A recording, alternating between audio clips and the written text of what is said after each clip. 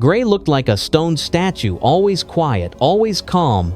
Wenda often joked that he had only 3 emotions: sleepy, tired, and "can I sleep 5 more minutes?" But she managed to wake up something inside him first: curiosity, then love. They got married on the most ordinary day, when everyone in Sprunki was busy, and only Mr. Sun winked at them from above. Their children inherited Gray's calm gaze and Wenda's playful smiles. The family was so unpredictable that neighbors never knew if it was a quiet evening or the loudest party. And Gray and Wenda laughed, because that balance of silence and chaos was their true happiness.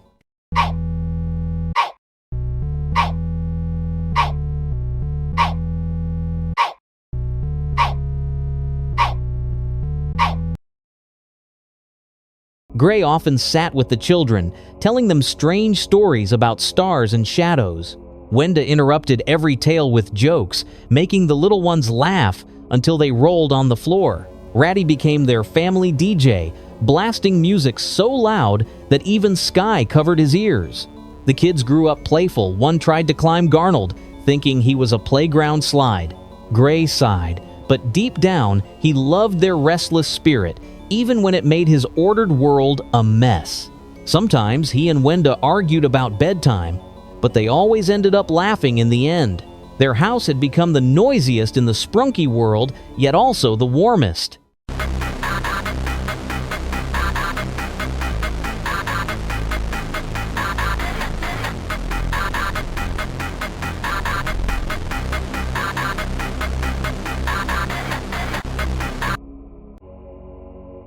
Gray began telling bedtime stories that weren't about stars anymore, but about shadows that moved when no one was looking.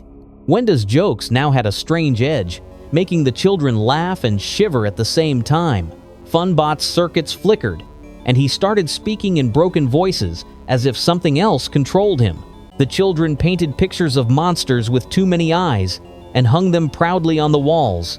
One night, Simon's inventions rattled to life on their own, crawling across the floor like living toys. Neighbors whispered that Black's magic had already reached their home, but inside, Gray and Wenda held hands tightly, as if their bond could protect them from the growing horror.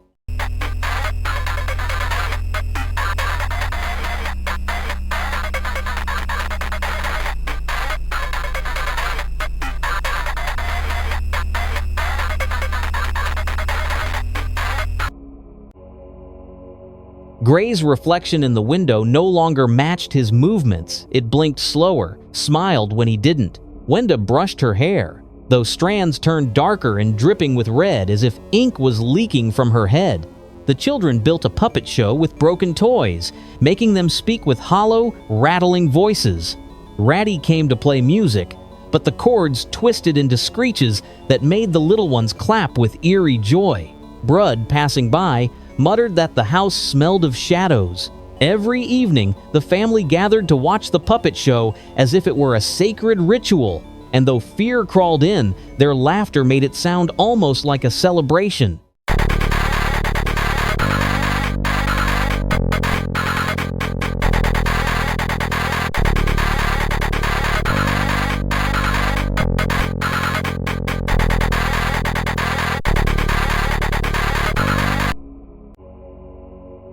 Gray's reflection had vanished completely. Mirrors showed only Wenda's hollow grin. Wenda told bedtime stories so twisted that even Ratty stopped his music mid-note, unsettled. The children played hide inside the walls, crawling through cracks that shouldn't exist. Simon brought a machine that spun endlessly, its gears clicking out strange chants. Sky hovered outside, whispering that the house itself had grown eyes. Brud, too afraid to enter, left offerings of water at the doorstep. The family pretended it was just another game, even as the floorboards began whispering their names.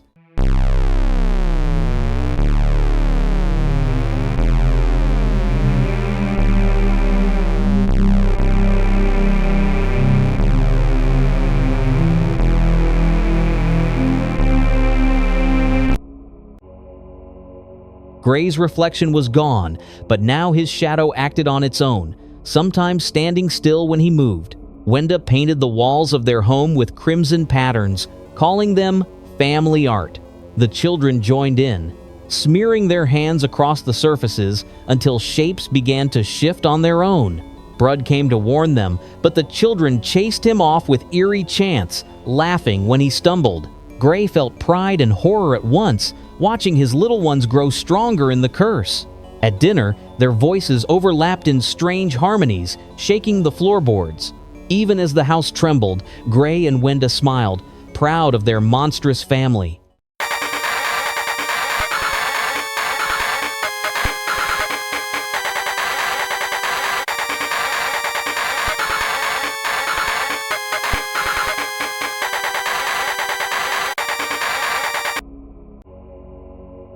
Gray's red eyes no longer blinked. They followed every movement with hollow intensity. Wenda stitched together dolls from scraps of fabric, giving each one names of their neighbors. The children played puppet theater, making the dolls dance and speak in distorted voices. Oren came by with his headphones, but the music twisted into chants that matched the dolls' movements. Gray sat silently, watching, torn between horror and fascination. Wenda whispered that this was just their way of learning family traditions. By the end of the night, the dolls moved even without strings.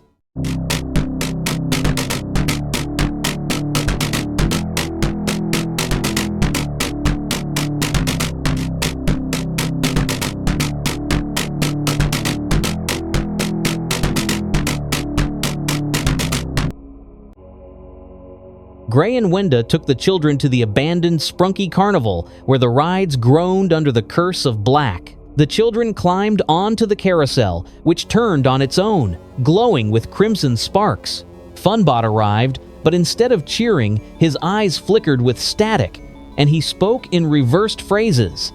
Wenda laughed, calling it their family outing, as the children clapped in rhythm with the broken ride. Gray sat on a bench, his shadow stretching across the ground like a monster with claws. The carousel spun faster, the children's laughter rising into shrieks that blended with the music. By the end, the carnival lights died, leaving only the family's eyes glowing in the dark.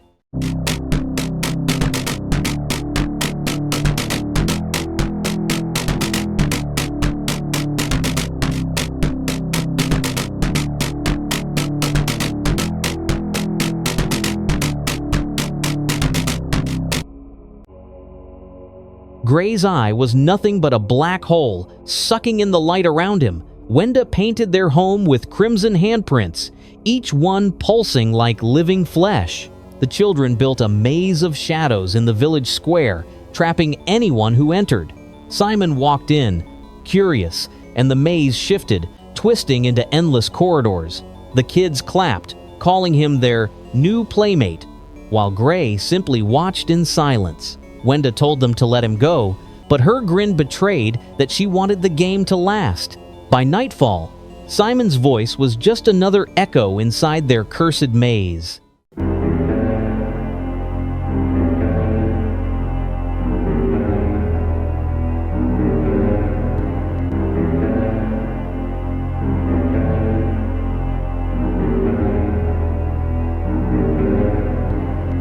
Ready for a challenge? According to statistics, only 3% of viewers manage to like the video and subscribe to the channel before the timer runs out.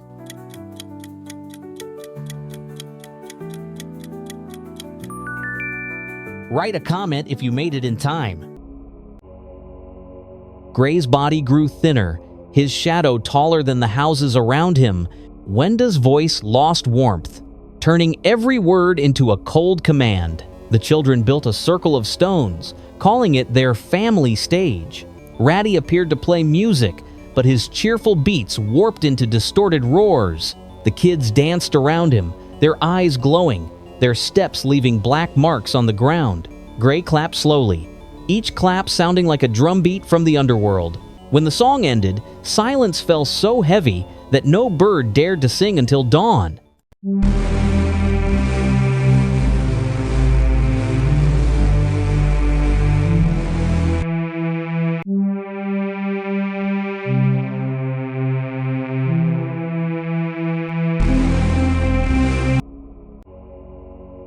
Black's influence twisted Gray's shadow into a monstrous figure towering over the village. Wenda whispered to the children, teaching them songs that made windows shatter. The kids played hide in the echoes, vanishing into walls and reappearing behind their friends. Oren's music warped into screams when he dared to play near them. Gray looked at him with hollow eyes, and Oren's headphones snapped without touch.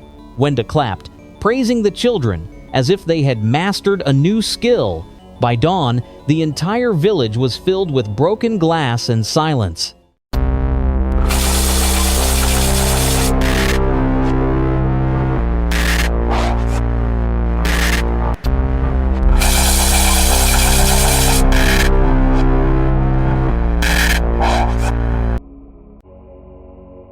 Gray's skull-like grin split wider as Black's curse throbbed through his veins. Wenda painted the children's hands crimson, calling it the mark of family. That night, the kids called Pinky, who arrived cheerfully, but their laughter trapped her in a circle of fire. They played Dance with the Flames, forcing her to spin faster and faster until sparks turned into shrieking shadows. Gray's hollow eyes reflected the fire, unblinking, feeding on the chaos. Wenda whispered that the family had grown stronger because of their guest.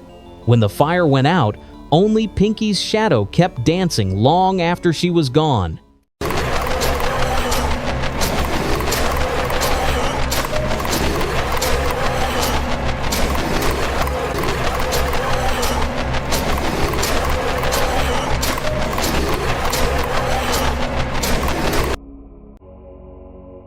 Gray's cracked skull glowed faintly red, each fracture humming like a swarm of bees. Wenda marked the children's foreheads with black streaks, naming them Keepers of the Chant.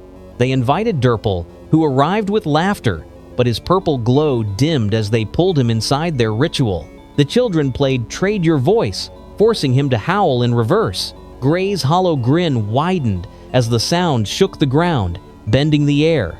Wenda whispered that Durple now belonged to the family forever. That night, only distorted echoes of his howl haunted the hills.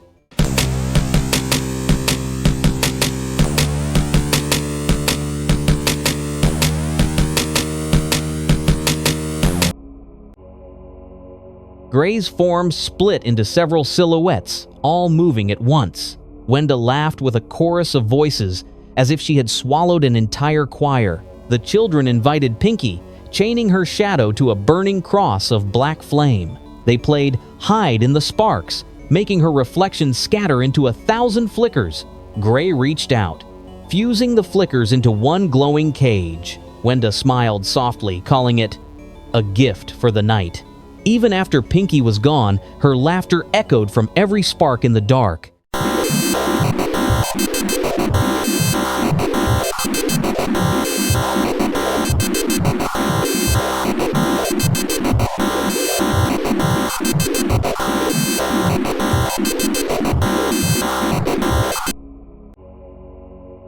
Gray's single eye bulged outward, glowing crimson, while his skin split into jagged cracks. Wenda's arms were covered with writing, strange runes she painted in her own blood. The children lured Funbot into a playground of screams, where swings moved on their own. Every time Funbot tried to speak, his voice broke into static mixed with cries of unseen children. Gray touched the swings, and they transformed into chains, wrapping around him. Wenda laughed, saying the game had a perfect ending. That night, the playground stood empty, but swings still creaked as if children were there.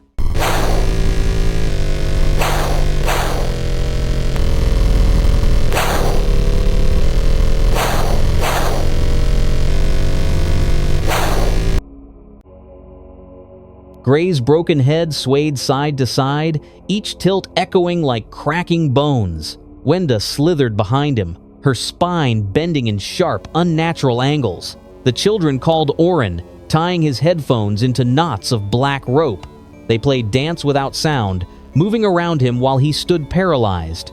Gray touched the ground, and Oren's music turned into a deep growl. Wenda whispered that his rhythm now belonged to them. That night, the village pulsed with a low, endless bass.